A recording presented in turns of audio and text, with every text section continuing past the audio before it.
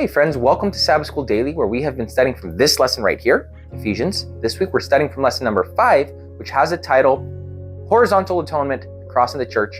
And today is Tuesday's lesson, which has the title, Breaking Down the Dividing Wall.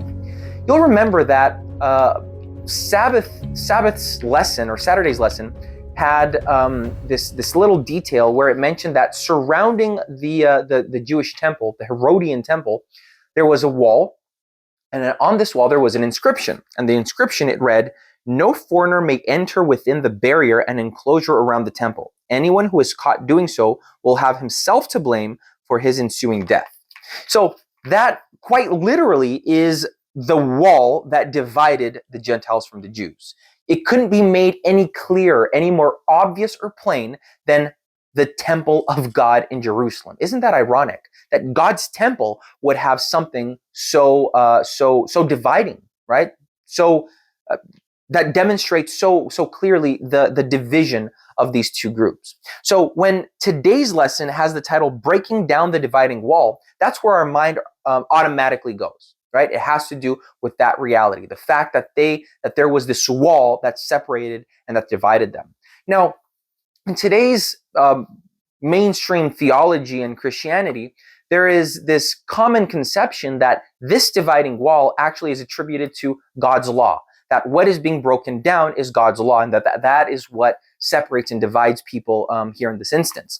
But throughout the book of Ephesians, we find that not to be the fact, that not to be true. Actually, in the book of Ephesians, you see that the Apostle Paul, he upholds God's law in several instances, in several different verses. He upholds the 5th commandment, the 6th, the 7th, the 9th, the 10th. You'll see that he is constantly upholding God's law, and that actually goes hand in hand with other places. For example, in the book of Romans, where the Apostle Paul, he also upholds God's law, the 10 commandments.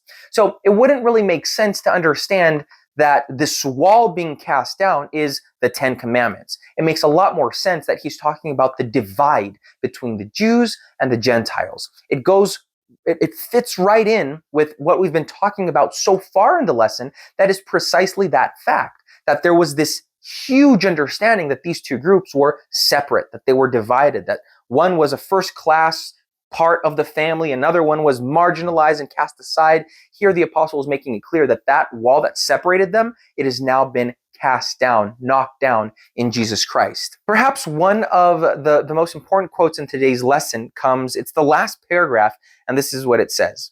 "Instead, any use of the law to drive a wedge between Jesus and Gentiles, and especially to exclude Gentiles from full partnership among the people of God and access to worship, would be anathema to Paul and a misuse of the divine intention of the law. The law in Ephesians chapter 2, verse 14 and 15 is either the ceremonial aspects of the law, that divided the Jews from the Gentiles, represented in Paul's complex phrase, the law of commandments expressed in ordinances, or it is the whole Old Testament system of law as it has come to be interpreted, augmented, and misused as a wedge to distance Jews from the Gentiles." So I hope you understand that the wall being cast down is anything that was used by the Jews to separate, to cast the Gentiles aside.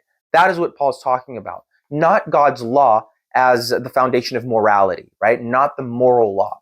And so I hope that that's what you get out of today's lesson. It's a pretty straightforward lesson today, but it's still really interesting to study and important to acknowledge and to know, so that then we can explain it to our friends and our family, because there's a lot of misconceptions regarding this text right here, a lot of misuse of this text. So I urge you to study your lesson. Also, please remember to look up the Bible verses. Remember to write down the answers to any questions. Consider the comparisons that are being made between the different texts, and that will help you explain it better when you have to.